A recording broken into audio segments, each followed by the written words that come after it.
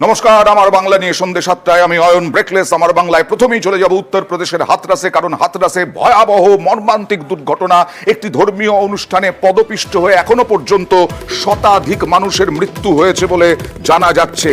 হাথরাসে, উত্তরপ্রদেশের হাথরাস, সেখানেই এখনো পর্যন্ত শতাধিক মানুষের এবং মৃতের সংখ্যা বাড়ার আশঙ্কা। হাথরাসের ছবি দেখছেন, হাথরাসে পদপিষ্ট এখনো পর্যন্ত 100, যা জানাচ্ছেন পুলিশ অধিকর্তা। ওখান থেকে, হাথরাস থেকে আপনাদের জানাই যে যাদের মৃত্যু হয়েছে তাদের শান্তি কামনা করলেন প্রধানমন্ত্রী নরেন্দ্র মোদী। লোকসভায় মমতা বন্দ্যোপাধ্যায় শোক প্রকাশ করে এক্স হ্যান্ডেলে লিখলেন, হাথরাসের জেলা শাসক জানালেন যে তার কাছে এখনো পর্যন্ত 50 থেকে 60 জনের মৃত্যু হয়েছে বলে চিকিৎসকরা জানিয়েছেন। চূড়ান্ত নিহত এবং আহতদের সংখ্যা এখনই বলা সম্ভব নয়। একটি উচ্চ পর্যায়ের তদন্ত কমিটি গঠন করা হয়েছে বলে জানিয়েছেন হাথরাসের জেলা শাসক। প্রাথমিকভাবে জানা যাচ্ছে স্থানীয় প্রশাসনের থেকে অনুমতি নিয়ে বেসরকারি উদ্যোগে একটি ধর্মীয় অনুষ্ঠানের আয়োজন করা হয়েছিল। অনুষ্ঠান শেষের পর বেরোনোর সময় এই ভয়াবহ ঘটনা ঘটে।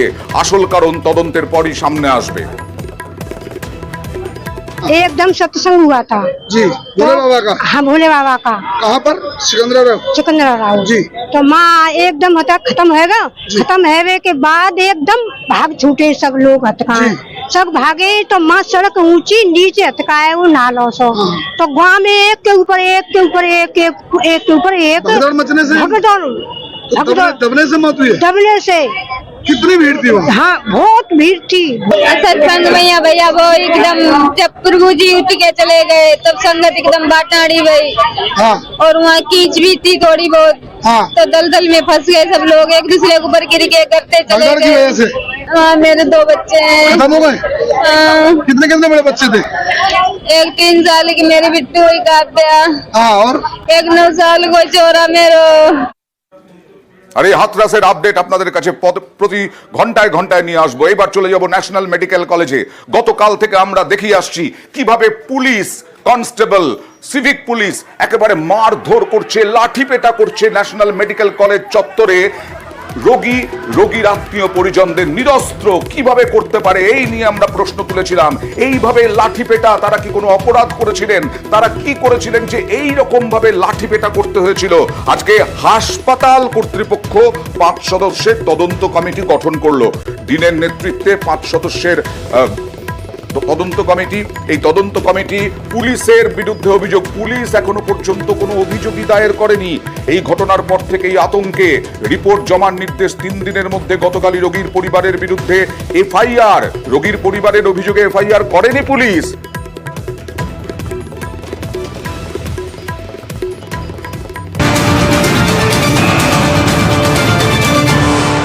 এদিকে এই ঘটনার পর থেকে আতঙ্কে রোগীর পরিবার। পুলিশের বিরুদ্ধে ক্ষোভ উগড়ে দিয়েছেন তারা।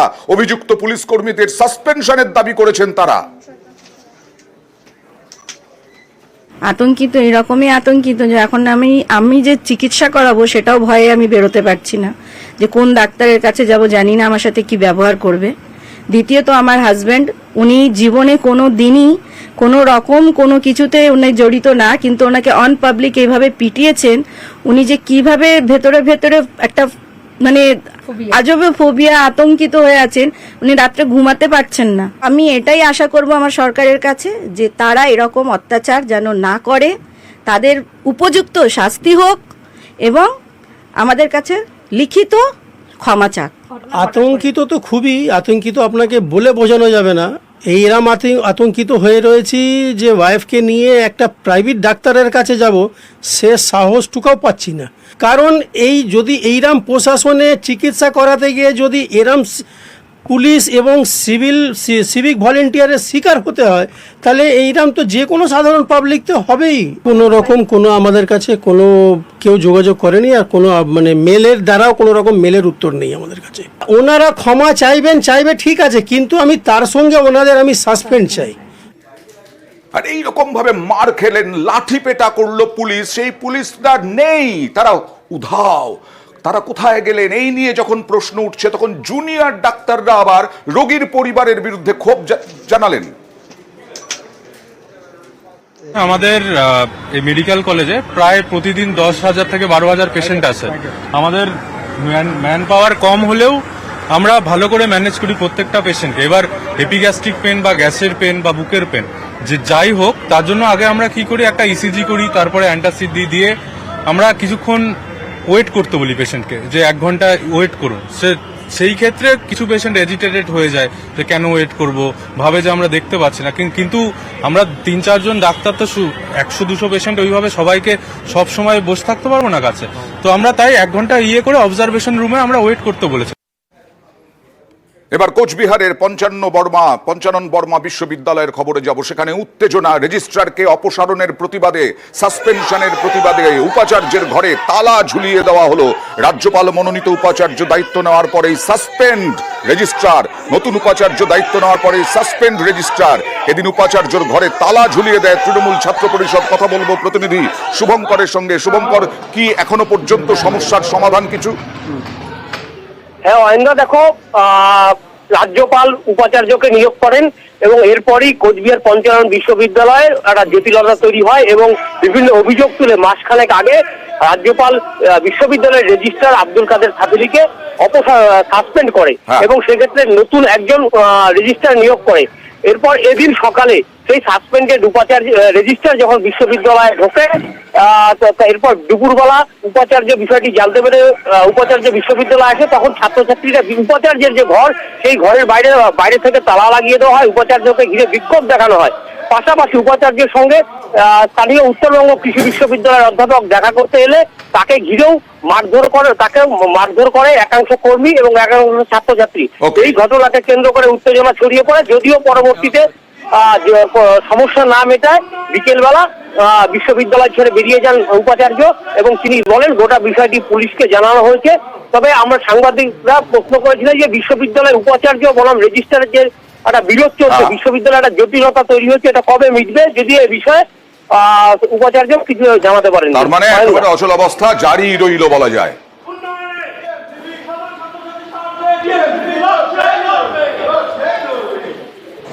তালা মারা হলো সবার ফার্স্ট আমরা সাধারণ ছাত্রছাত্রী, আমরা ইউনিভার্সিটিতে পড়াশোনা করি, আমাদেরই যদি সিকিউরিটি না থাকে তাহলে সেই দায় কে নেবে? অবৈধ ইসি মিটিং ইউনিভার্সিটির ক্যাম্পাসে হওয়ার কথা, সেটা ভার্চুয়ালি হচ্ছে। এরকম অনেক দাবি আছে, তার দাবিতে আমরা রেজিস্ট্রারের রুমে তালা ঝুলালাম। চেম্বারে ঢুকতে পারলেন না, এখন নিচে বসে রয়েছেন। না, আমি চলে যাবো, যা হচ্ছে সব ভালোই হচ্ছে, ভালোর জন্য সমস্ত কিছু হয়, নিশ্চয়ই ভালো কিছু করছে। শুনলাম যে গাড়ি ভেঙে দেবে এরকম করে হুমকি দিয়েছে, ড্রাইভার নিয়ে বেরিয়ে চলে গেছে। সেটা দেখা যাক, আগামী সময় বলবে। কেন আসবো? আমি একটা এফআইআর করবো আজকে যা যা বলবো।